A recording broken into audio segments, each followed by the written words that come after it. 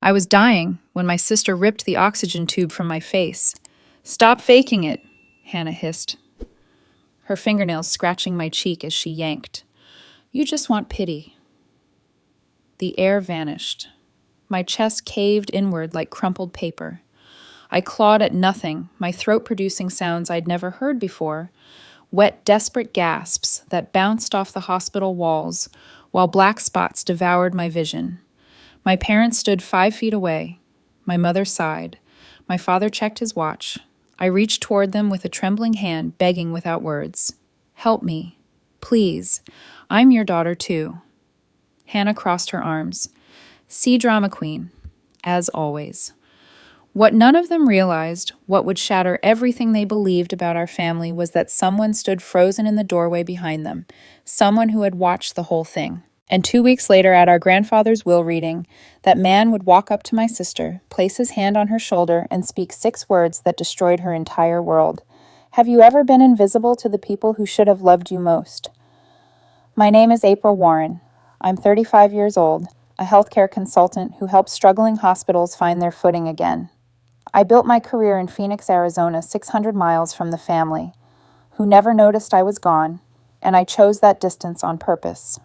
I flew back to Colorado Springs for my grandfather's funeral. Grandfather Charles was the only person in my family who ever truly saw me. When I was 12, after my parents forgot my birthday because Hannah had a dance recital, I hid behind his tool shed and cried until I couldn't breathe. He found me there, knelt down in the dirt, and said something I've carried with me ever since. "You are a gem, hidden in darkness, April. One day the light will find you." Now he was gone, and I was surrounded by the people who had spent 35 years making me invisible. At the funeral, Hannah performed grief like she was auditioning for an award. She sobbed in the front pew, accepting tissues and embraces from relatives who cooed over her pain. I stood in the back, unnoticed as always. My parents told everyone that Hannah had been such a comfort to Dad in his final days, while April had been too busy with work to visit. The truth. No one told me grandfather was declining until 3 days before he died. By the time I booked a flight, he was already gone. After the service, Hannah cornered me near the coat closet. Her eyes were completely dry, despite the performance she'd given minutes earlier. She leaned close and whispered with a smile that made my skin crawl. "Grandfather left everything to me, April. The house, the investments, everything. You should get used to that." She patted my cheek like I was a slow child. Then she walked away, heels clicking on the tile. That night, my body betrayed me. The stress of the funeral, the grief, the altitude change from Phoenix to Colorado Springs, my lungs couldn't handle it. I woke at 2 a.m, unable to breathe, my chest wrapped in iron bands. I called 911 and was rushed to St. Mary's Hospital, the same hospital where grandfather had died 2 weeks before. My family visited the next morning with the enthusiasm of people attending a mandatory meeting. My mother stood at the foot of my bed with her arms crossed. "April, you always make everything complicated. We have the will reading to handle." Hannah examined her manicure and announced to no one in particular that I was probably faking it anyway. Then came the moment that changed everything, the moment I described before when Hannah ripped the breathing tube from my face while my parents stood there doing nothing. But what I didn't tell you yet was what happened next. Marcus Keller didn't just save my life. He called security immediately. Within minutes, 2 officers appeared at the door and Keller pointed directly at Hannah. "This woman just assaulted my patient. I want her escorted from the building and banned from the premises." Hannah screamed that it was a misunderstanding, that the tube came loose, that she was family. But Keller's voice cut through her protests like ice. "I saw what you did. Remove her now." They dragged her out while she threatened to sue the hospital. Her voice echoed down the hallway until it finally faded into silence. Keller turned back to me, his expression unreadable. "I'm required by law to file a report with the police. What your sister did is assault." I nodded weakly, still trembling.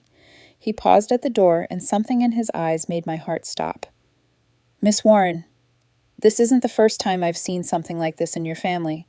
Your grandfather was my patient for 5 years. Before he died, he asked me to watch over you." He paused. "And I was on duty the night he died, the night your sister was alone with him." Those words echoed in my mind long after Dr. Keller left the room. "The night your sister was alone with him." I lay there staring at the ceiling, my oxygen mask fogging with each breath, trying to make sense of what he had implied. My grandfather had been his patient. He had been on duty when grandfather died. And Hannah had been there alone in the final hours. I didn't sleep that night. Every time I closed my eyes, I saw Hannah's face as she ripped the tube from my mouth. That look of cold calculation. The way she stood there watching me gasp without calling for help. And now I couldn't stop wondering if grandfather had seen that same expression in his final moments. The next morning, my parents arrived at the hospital. But things were different now. Security made them sign in at a desk and wait to be escorted to my room. New protocols, a nurse explained after the incident with my sister. My mother's face was tight with barely contained fury as they walked through my door. Linda didn't bother with hello. "This is ridiculous, April. Hannah told us what happened. The tube came loose and she tried to help you reattach it. Why would you let them ban her from the hospital?" I looked at my mother and felt something shift inside me. A wall I had spent 35 years building around my heart suddenly felt unnecessary. I didn't need to protect myself from their disappointment anymore. I had already survived their worst. "I didn't let them do anything," I said, my voice hoarse but steady. Dr. Keller saw what Hannah did. He called security. He filed a report with the police. It's out of my hands now. My father's face went pale. "Police report, April. You can't let this become a legal matter. Think about what this will do to Hannah. Think about the family reputation." I stared at him for a long moment. This man who had been my father for 35 years, but had never once stood up for me. This man who was more worried about reputation than the fact that his youngest daughter had tried to suffocate his oldest. "Did you think about me?" I asked quietly. "When Hannah ripped that tube from my face, did you think about me? When I couldn't breathe, when I was reaching toward you for help, did you think about me at all?" Silence filled the room. My mother opened her mouth to speak, then closed it again. "Hannah was under stress," she finally managed. "Grandfather's death, the will. Reading all the pressure. Get out," I said. They stared at me like I had spoken in a foreign language.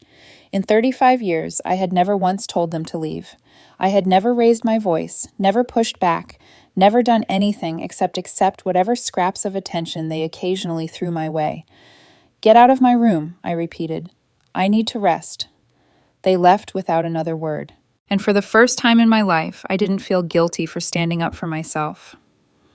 An hour later, Dr. Keller returned. He pulled a chair close to my bed and sat down with the heaviness of someone carrying a burden they've held for too long. "I need to tell you some things," he said. "Things your grandfather asked me to share with you if the time ever came. I hoped that time would never arrive, but after what happened yesterday, I think you need to know the truth." He explained that my grandfather Charles had been his patient for 5 years. What started as a professional relationship had grown into genuine friendship over countless appointments and conversations. Grandfather talked about his family during those visits, his regrets, the people he loved, and the people who worried him. My name came up often. 3 years ago, during a routine checkup, Grandfather made an unusual request. He asked Keller to watch over me if I ever ended up at St. Mary's Hospital. He knew about my lung condition. He knew Colorado Springs was my hometown and that I might return someday for family matters.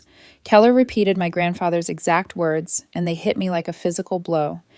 "April is the granddaughter my family forgot. She has no one in her corner. If anything ever happens to her, I want someone on her side." I had to turn away so Keller wouldn't see me crying. My grandfather had thought about me. He had planned for me. He had found someone to protect me because he knew my own family never would. Keller reached into his coat and pulled out a manila folder. "Charles gave this to me 6 months ago. He said to give it to you when the time was right." I opened it with trembling hands.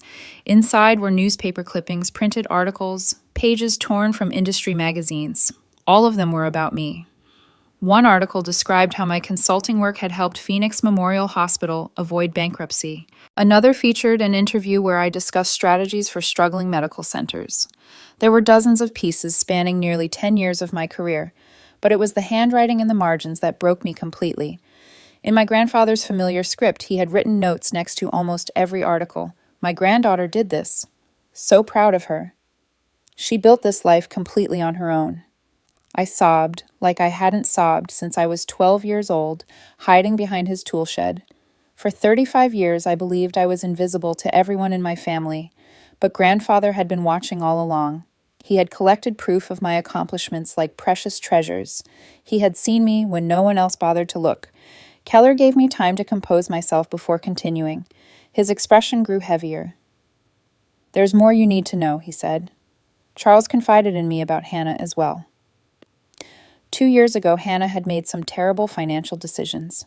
She invested heavily in a business venture that promised huge returns, borrowing money she didn't have to buy in. The whole thing collapsed, leaving her with nearly $200,000 in debt. She hid it from everyone. She maintained her lifestyle with credit cards and loans sinking deeper every month, pretending everything was fine. Grandfather discovered the truth when creditors started calling his house looking for her. Hannah saw the inheritance as her only escape. She needed that money desperately. She needed it so badly she was willing to do almost anything to make sure she got it. Your grandfather was worried," Keller said softly. "He told me he was afraid Hannah would do something foolish for money. He just didn't know how right he was sometimes." Everything suddenly made terrible sense. Hannah's cruelty wasn't just jealousy or sibling hatred. It was desperation. She was drowning in debt, and she saw me as the only thing standing between her and the money she needed to survive. The door opened, and a woman in scrubs entered. She introduced herself as Rosa Martinez, the night nurse, taking over for the evening shift. She was around 50, with kind eyes and silver streaks running through her dark hair. Rosa checked my monitors and asked how I was feeling. Then she turned to Keller with a look that made something cold settle in my stomach. "I need to tell you both something," Rosa said quietly. "I was standing at the door yesterday when it happened. I saw that woman rip the breathing tube from this patient's face. I've already given my statement to the police, but I wanted you to know directly. I'll testify in court if it comes to that." Keller thanked her, but Rosa wasn't finished.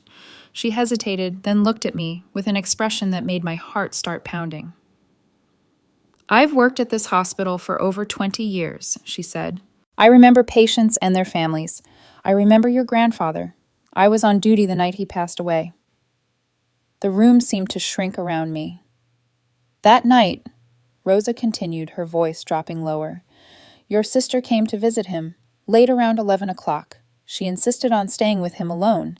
At the time, I thought it was sweet, a granddaughter wanting private moments with her dying grandfather." Rosa paused, and I could see her choosing her next words with painful care. "But after what I witnessed yesterday, I'm not sure anymore. Because 30 minutes after your sister closed that door, your grandfather stopped breathing. When I rushed in to help, the breathing tube was displaced from its proper position." My blood turned to ice. "And your sister," Rosa finished quietly, "was sitting by the window completely calm, like she had been waiting for it to happen." I couldn't speak. Rosa's words hung in the air like poison. My sister had been alone with grandfather the night he died. His breathing tube had been displaced, and Hannah had sat there watching him die without a flicker of distress. I asked Rosa to tell me everything she remembered about that night. Rosa pulled a chair close and spoke carefully, like someone testifying under oath. Grandfather had been recovering remarkably well after his heart surgery. His vitals were stable and improving daily. The doctors had been optimistic already, discussing discharge plans for the following week. There was no medical reason to expect what happened next. Then Hannah showed up at 11 o'clock at night. She told Rosa she wanted to spend quiet time with grandfather, that she felt guilty for not visiting more often. Rosa thought it was touching. She let Hannah into the room and continued her rounds. About 30 minutes later, the monitors started screaming.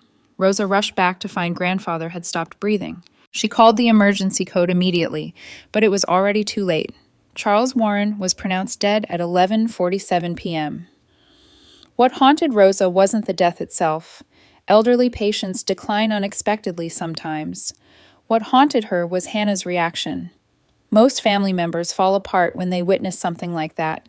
They scream, cry grab at doctors begging them to do something. Rosa had seen it hundreds of times in 20 years of nursing. Hannah did none of those things. She just sat in the chair by the window, perfectly still, watching the medical team work on a man who was already gone. Her face showed nothing. No grief, no shock. She looked like someone waiting for a bus. And there was something else. During the chaos, Rosa checked the equipment for the death report. She noticed grandfather's breathing tube had been displaced from its proper position, not removed completely, but shifted just enough to compromise his airflow, just enough to let him slowly suffocate while appearing to sleep peacefully. Rosa reported her observations to her supervisor, but there was no investigation. Elderly patients sometimes move in their sleep, equipment shifts. Without direct evidence of tampering, no one questions a natural death. I have no proof, Rosa said quietly. But I've been a nurse for a long time, and I know when something isn't right. Your grandfather's death wasn't right. I forced myself to ask the question burning in my throat. How can you be sure he suspected something? Rosa's answer hit me like a physical blow. Because the day after Hannah's first visit, 3 days before he died, your grandfather called the nurses' station in a panic. He demanded we contact his lawyer immediately. The lawyer came that same afternoon, and your grandfather changed his will while Hannah was out getting coffee. He knew. Grandfather had seen something in Hannah during that first visit, something that frightened him enough to change his final wishes while he still could. Keller returned later that afternoon with news that made my heart race. The police investigation had expanded beyond what anyone expected. Detective Morrison reviewed Rosa's nursing notes from the night your grandfather died, Keller explained. He's requested the hospital security footage from the hallway outside Charles's room. He's also subpoenaed your grandfather's complete medical records. What does that mean? It means they're taking this seriously. The detective sees a pattern. Your sister attacked you by removing your breathing apparatus. Your grandfather died under suspicious circumstances involving displaced breathing equipment. The same method, the same family member present the same calm behavior afterward. Keller paused. They may not be able to prove anything about your grandfather's death, but combined with what she did to you, they're building a case that shows who Hannah really is. For 35 years, I had been invisible. Now finally people were paying attention. I asked Keller the question tormenting me. Will Hannah ever face real consequences? He was honest. For what she did to you, almost certainly. There's video footage, my eyewitness testimony, Rosa's statement. The prosecutor has a solid case for assault causing bodily harm. And for grandfather, Keller sighed, that's much harder. The evidence is circumstantial. Rosa's observations, the timing of the will, change Hannah's strange behavior. It all points to something deeply wrong, but pointing isn't proving. Without direct evidence, the prosecutor likely won't pursue charges for Charles's death. I sat with that for a long moment. Then I said something that surprised even myself. I don't need a court to tell me what Hannah did. I don't need 12 strangers to deliver a verdict for me to know the truth. What I need is for my family to finally see who she really is. I looked at Keller and Rosa. Will you help me? Will you come to the will reading and tell everyone exactly what you've told me? They both agreed without hesitation. My parents returned the next day, but their attitude had transformed completely. The annoyance was gone, replaced by fear. Word had reached them about the investigation. Detective Morrison had been asking questions. Hannah had hired a lawyer who advised her not to contact me. My mother tried pleading. April, please. You have to drop these charges. Tell the police it was a misunderstanding. Hannah made a mistake, but she's your sister. It wasn't a misunderstanding, I replied calmly. Hannah ripped the tube from my face because she thought I was faking. Just like she's always believed. Just like you've always believed. My father tried next. Think about what you're doing. If this goes to trial, Hannah could go to prison. Is that what you want? I looked at him steadily. What I want is for Hannah to face consequences for the first time in her life. What I want is for you to stop protecting her at my expense. What I want is to stop being invisible to this family. I paused. I'll see you at the will reading. I was discharged 5 days after being admitted. Before I left, Keller handed me a sealed envelope. Your grandfather gave this to me months ago. He said to give it to you only when you truly needed it. Inside was a handwritten note in grandfather's familiar script.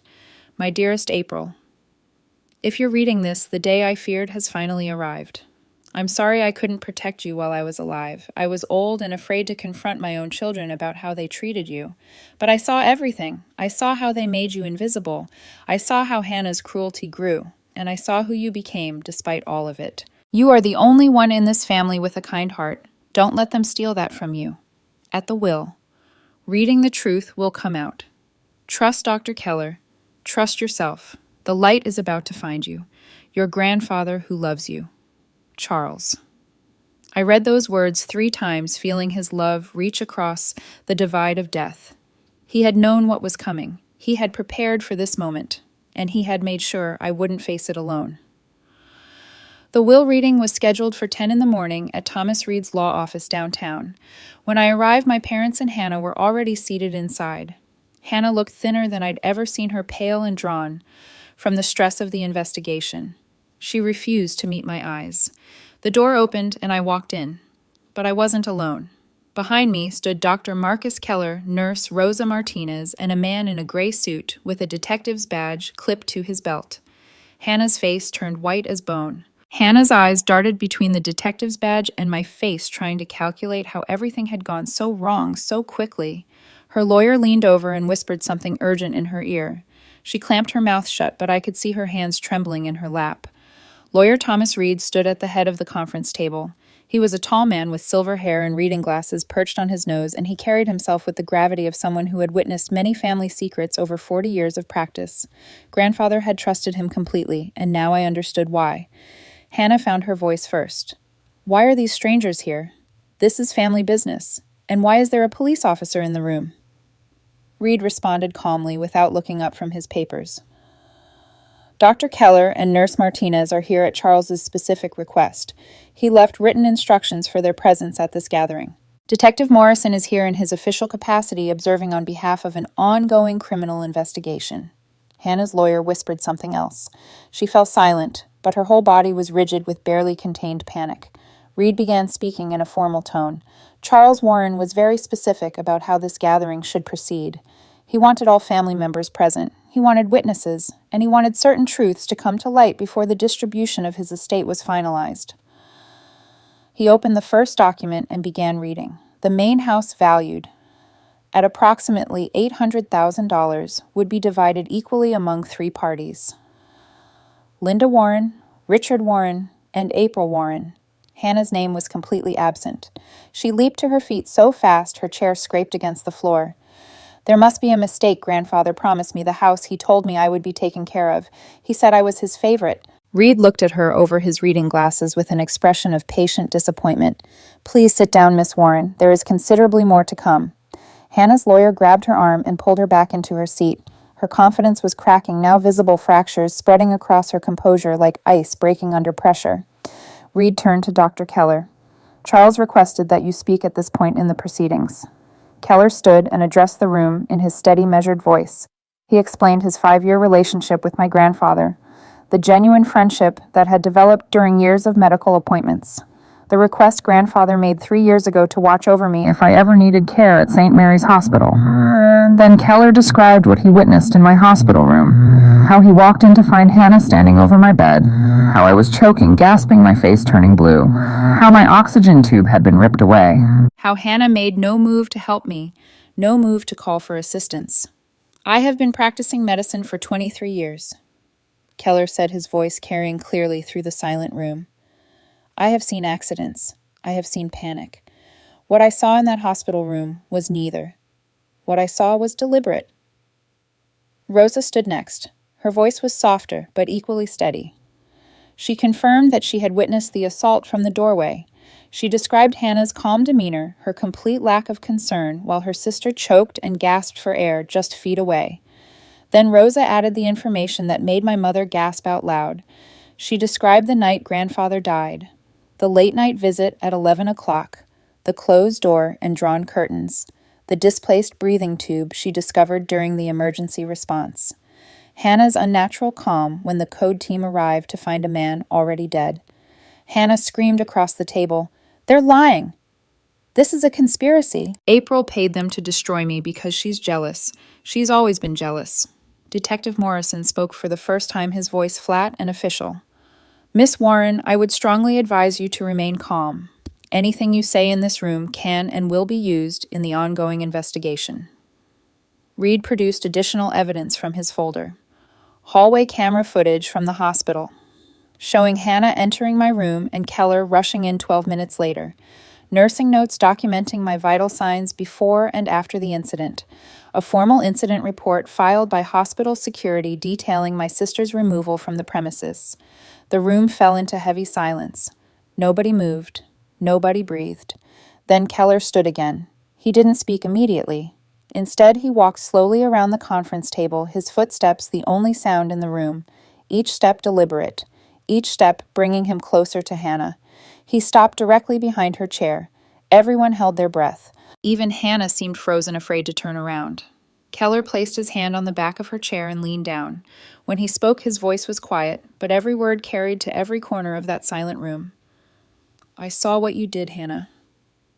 6 words, spoken almost softly, but they landed like thunder. Hannah's whole body went rigid. She stopped breathing. Keller continued, his voice still calm, but carrying an edge that cut like a surgical blade. "Not just what you did to April in that hospital room. I was on duty the night your grandfather died. I saw you leave his room at 11:47 p.m., 33 minutes before his heart stopped." He straightened up and looked around the room at my parents, at the lawyer, at the detective taking notes. "I saw what you did, Hannah, and now everyone else will too." Reed opened a second envelope with grandfather's handwriting on the front. Charles left a letter specifically for Hannah with instructions that it be read aloud at this gathering. He began reading in a clear, steady voice. "Hannah, I loved you the wrong way with silence and false hope. I thought if I gave you enough, you would learn to love others. I thought if I ignored your cruelty, you would eventually outgrow it. I was wrong. I don't know exactly what you did, but I know what you didn't do. You didn't love your sister. You didn't respect me. You only ever saw what you could take. After your last visit, I saw something in your eyes that frightened me. That's why I called my lawyer. That's why I changed my will. That's why I'm writing this letter. If you're reading these words, it means you still haven't changed. It means my fears were justified. I hope someday you'll understand that love cannot be bought and forgiveness cannot be demanded. But I am no longer here to wait for that day. Your grandfather, Charles Warren." Hannah broke down completely, but not in remorse. She screamed that it wasn't fair, that she was his favorite, that grandfather had promised her everything. Her lawyer struggled to keep her in her seat. My mother tried one last, desperate defense. "Hannah is just impulsive. She didn't mean any of this. She needs help, not punishment." Keller turned to face my parents. "You knew Hannah had problems for years, didn't you? You knew she was cruel to April. You knew she was unstable, and you did nothing." My mother fell silent, tears streaming down her face. My father finally spoke, his voice cracked and broken. "We thought if we loved Hannah enough, if we gave her enough, she would change. We thought we were protecting her." I found my voice at last. "And what about me? Didn't I deserve to be loved too? Didn't I deserve to be protected?" My father had no answer. "For 35 years I was invisible to you," I continued quietly. "You saw Hannah, her needs, her wants, her problems, but you never saw me. I was just the one who was supposed to be strong, the one who could handle anything, the one who didn't need you." I paused, feeling the weight of 3 decades lifting from my shoulders. "You were wrong. I needed you. I just stopped showing it because every time I did, you looked right through me." The silence that followed was the heaviest sound I had ever heard. Reed cleared his throat and reached for the final envelope. "There is one more section in this will.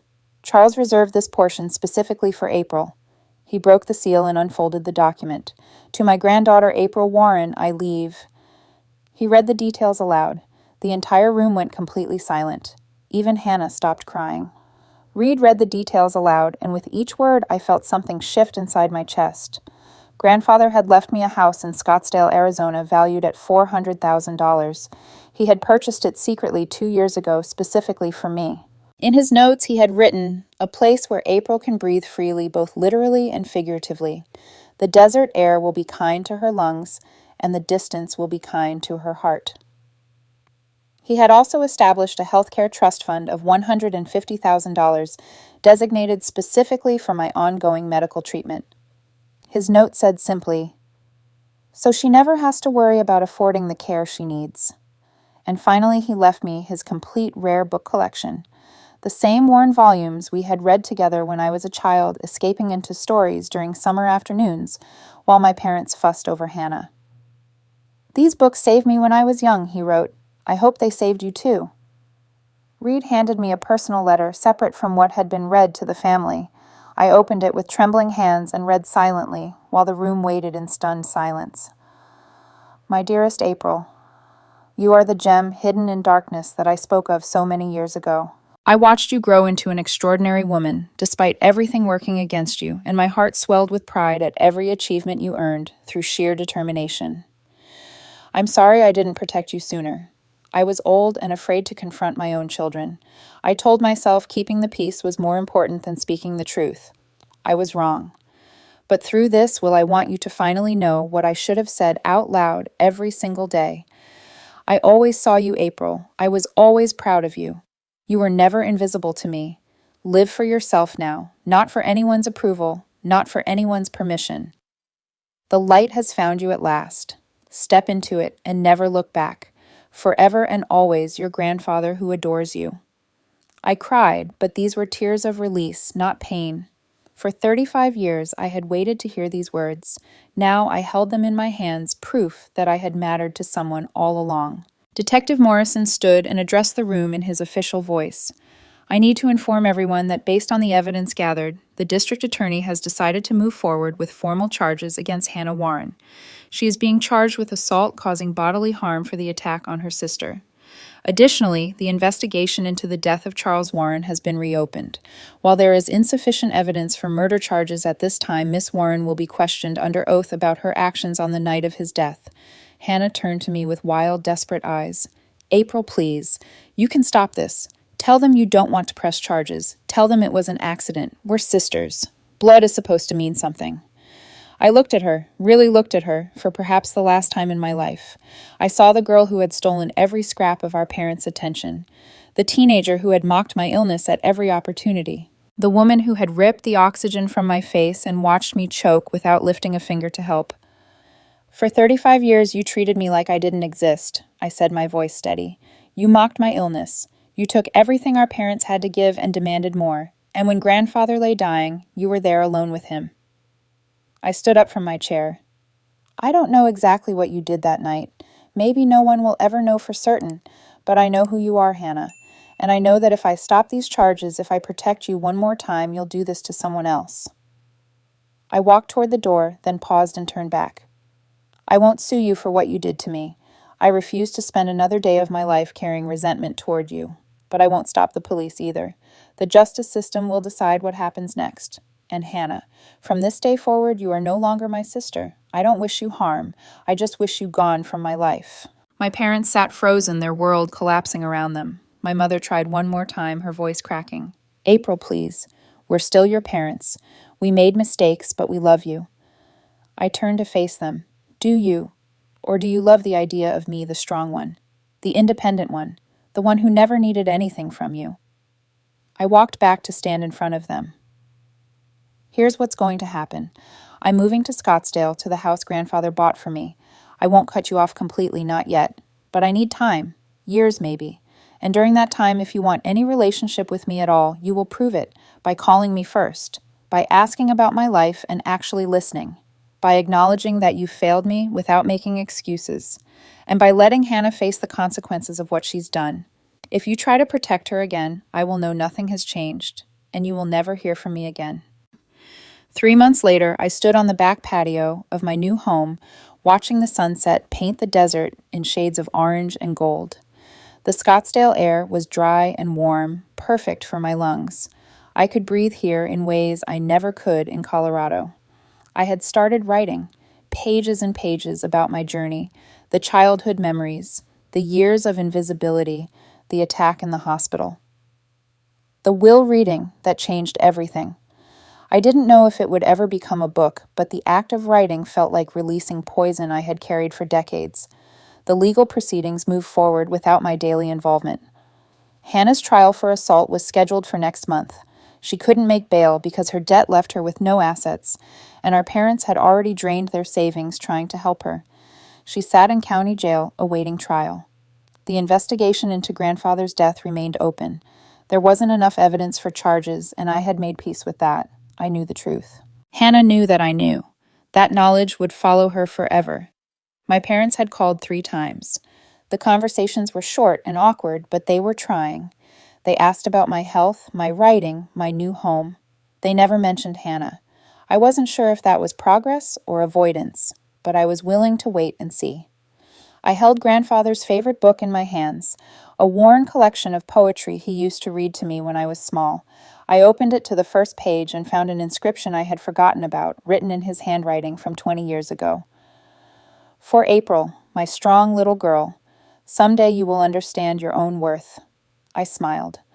For the first time in 35 years, I finally did. My phone rang. Rosa's number. April, I have news. A journalist from a women's magazine heard about your case. She wants to write a feature story. Not about the drama, but about you. About surviving a family that made you invisible. About finding your worth when no one else saw it. She thinks your story could help other women who grew up feeling invisible. Women still trapped in families that don't see them. I watched the last sliver of sun disappear behind the mountains. Maybe it was time to pass grandfather's gift forward. Maybe my voice could reach women living the same story I had survived. Maybe my light could help them find their own. Give her my number, I said. April's story teaches us something that too many women learn too late. Your worth is not determined by the people who refuse to see it. If your family makes you feel invisible, if they dismiss your pain and celebrate someone else's smallest achievements while ignoring your greatest ones that says everything about them and nothing about you. The lesson here is simple but powerful. You do not owe loyalty to people who have never been loyal to you. You do not owe silence to people who have used your silence against you. And you do not owe forgiveness to people who have never once asked for it with genuine remorse. April spent 35 years waiting for her family to see her. She only found peace when she stopped waiting and started seeing herself. Her grandfather saw her value all along, but the most important moment was when April finally saw it too. If you are living this story right now, if you are the invisible daughter or the forgotten sister, please know that you are not alone. Thousands of women watching this video understand exactly how you feel. I want to hear from you. Have you ever felt invisible to your own family? Have you ever had to walk away from people who should have protected you? Share your story in the comments below. Your experience matters, and someone else needs to hear it. If this story touched your heart, please subscribe to our channel and turn on notifications so you never miss another story like this one. Thank you for being here today.